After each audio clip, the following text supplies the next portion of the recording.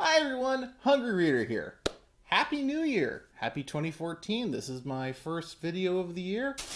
Today is the first installment of a brand new Hungry Reader installment. It's called Hallowed Halls, or Thrift Store Finds, or Bro Do You Even Thrift, or something like that. Anyway, the whole idea is that as a book collector, I spend a lot of time looking around used bookstores. And all the used bookstores in my area closed down. So now I hunt through thrift stores. And thrift stores are a really great place to find the kind of things that I always collected, which are A, classics, and B, the minutiae of pop culture that have fallen between the cracks. Case in point, the first thing I would like to introduce you to is... here's something called Cricket's Clubhouse. What is Cricket? She is a doll. That much is obvious.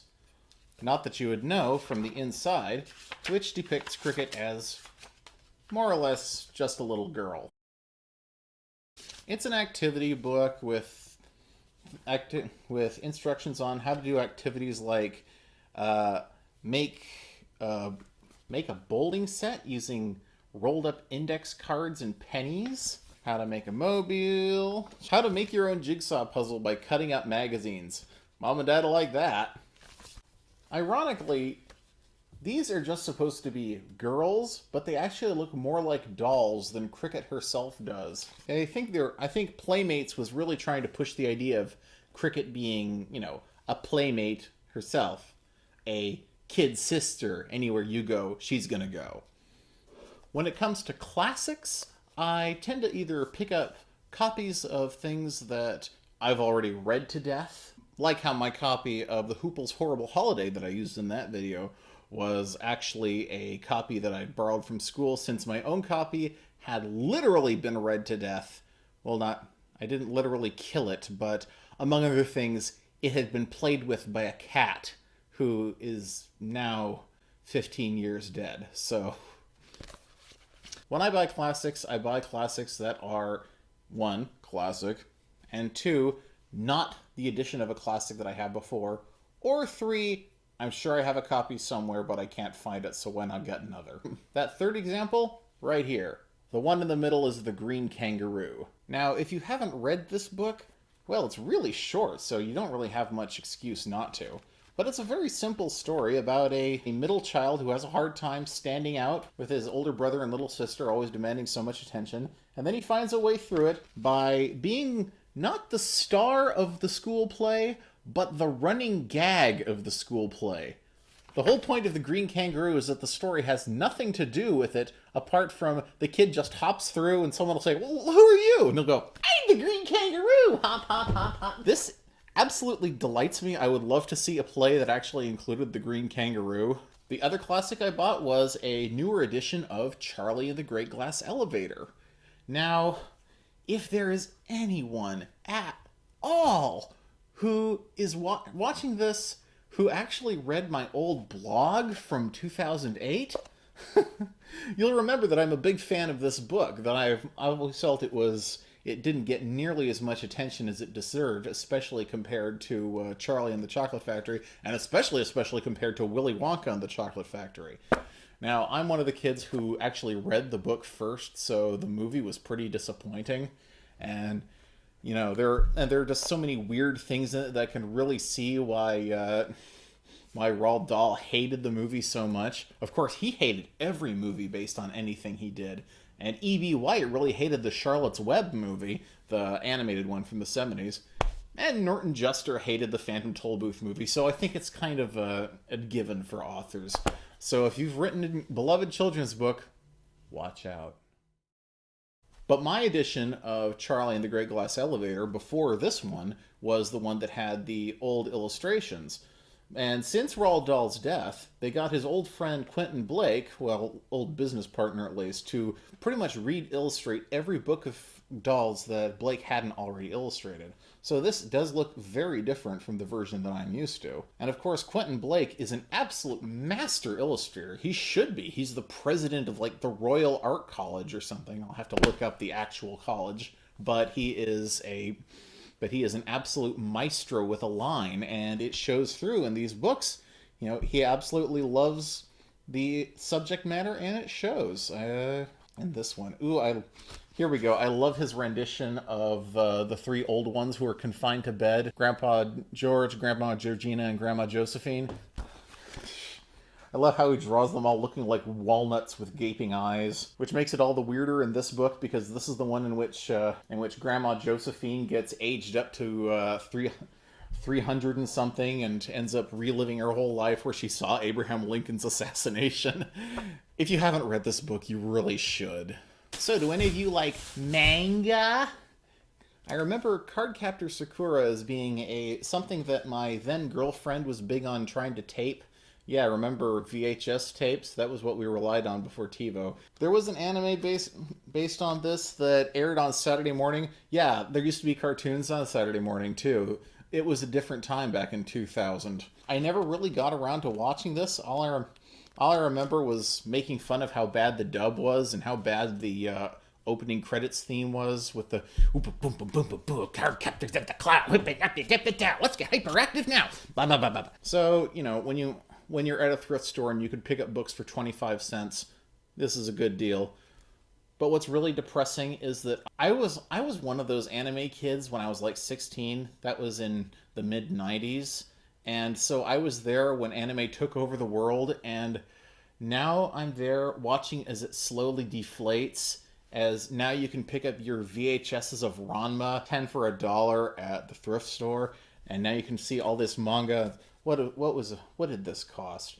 USA $9.95. My then girlfriend would happily pay that. She was like, "It's a bargain, new manga." And of course, all the art's been flipped so you can read it the American's way and everything. So, and these days that would greatly downgrade its value, but at the time we just ate it up. Ate it right up. First thing I turn to is is the biography of a girl, and it says that on her wish list is new video editing equipment. So I've already found a kindred spirit in this comic. Masters of Deception. It's no secret that I'm a big Transformers fan. Between the first Michael Bay Transformers movie and the second one, Transformers animated was what happened, and it was so good that it almost negates the need for the original Transformers in the first place. Just start from here. That's all you really need at this point. I remember seeing this at the dollar store over and over, and I kept thinking, I should get that. It's just a bunch of clip art with a few simple words about the characters, but I never got around to it. And now I've picked this one up out of the free box. So, hey, patience pays off. Whoa! Time for Nickelodeon. Here's another one of those wonderful bits of pop culture ephemera you find at the thrift store. Sky Dancers. Holly Berry's Christmas Surprise. How could someone named Holly Berry have anything that doesn't have anything to do with Christmas? What if Holly Berry had a Halloween surprise? She'd be baffled. It was Christmas Eve in the Sky Realm. First, Holly Berry and her little sister trimmed the tree with long strings of popcorn and shining glimmerberries. Holly Berry flew to the top of the tree and looped the strings around and around.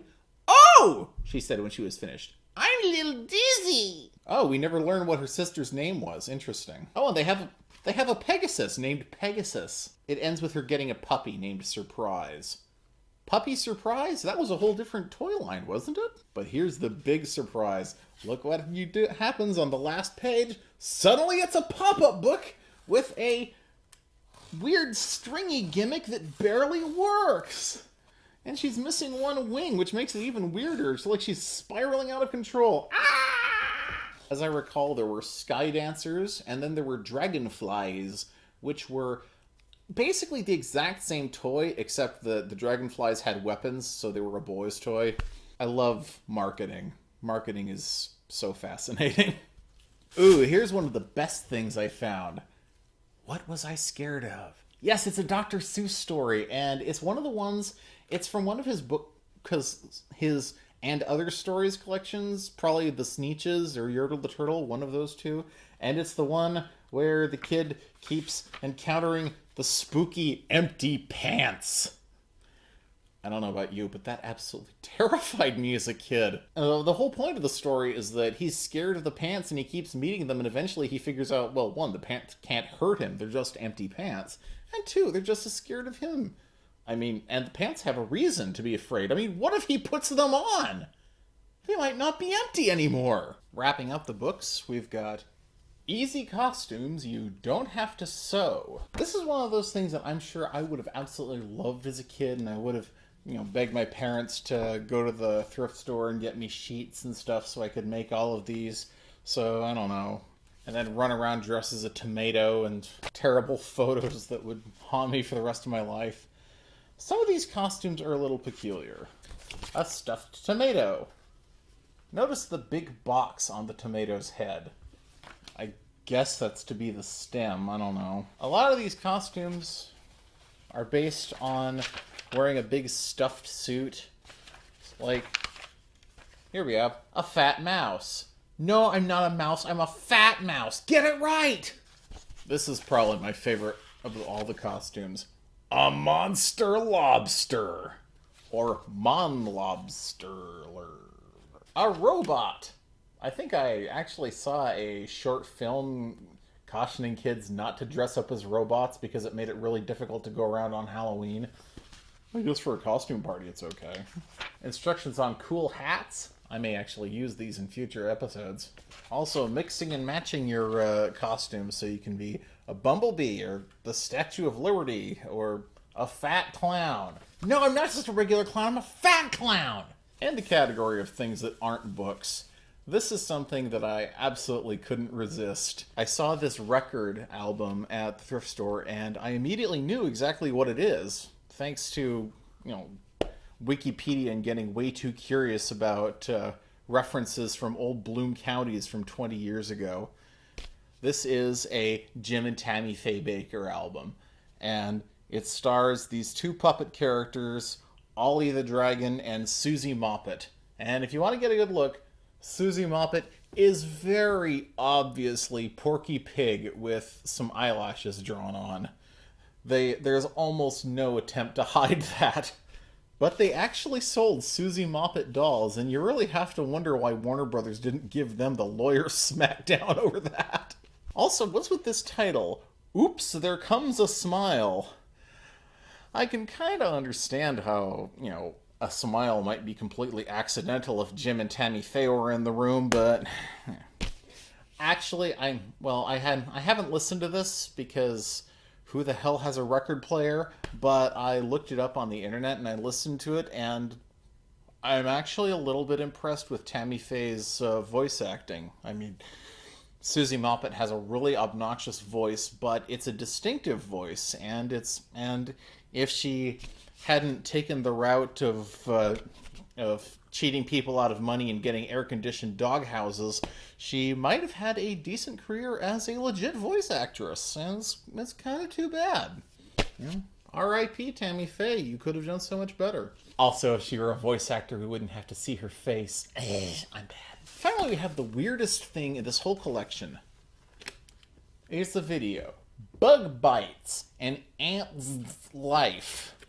Why is the S in ants backwards? So your clueless grandma will think, oh, this is an ant's bug's life thing that the kid's into these days because it's 1994. These people trade on clueless grandmas. This copy wasn't really good enough to watch, so I looked it up online and watched it, and I was a little more impressed with it than I expected it to be, because, well, I love bugs.